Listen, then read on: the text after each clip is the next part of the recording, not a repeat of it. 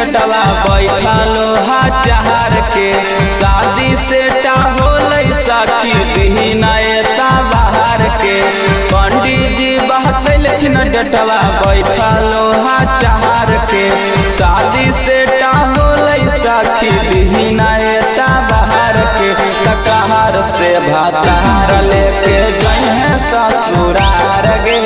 कहार से भातार लेके जइहे ससुरार गे बाबाजी खोजलखिन साथी हमारो दियावा बाहर के ऊना के लह करवै साथी 16 हो सिंगार गे बाबाजी खोजलखिन साथी हमारो दियावा बाहर के ऊना के लह करवै साथी 16 हो सिंगार गे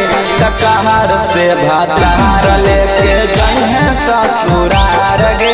कहार से भातार लेके जइहे ससुरार गे कहार से भातार लेके कहार से भातार लेके जइहे ससुरार गे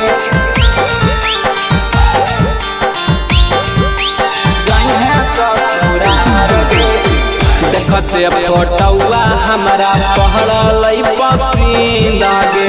बिना पति अइले गे सखिया आबै नहीं नींद गे आबै नहीं नींद आहा देखते फोटौआ हमरा पहड़लै पसीना गे बिना पति अइले गे सखिया आबै नहीं नींद गे लागो है कि छोड़े पड़तै नैहर के यार के पीछे पड़ल हलियै सखी हमहू बेकार के लागो है कि छोड़े पड़तै नैहर के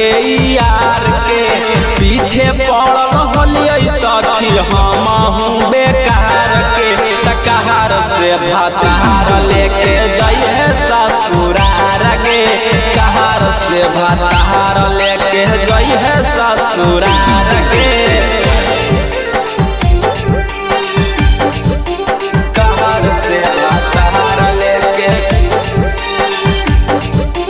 कहार से भातार लेके जइहे ससुरार गे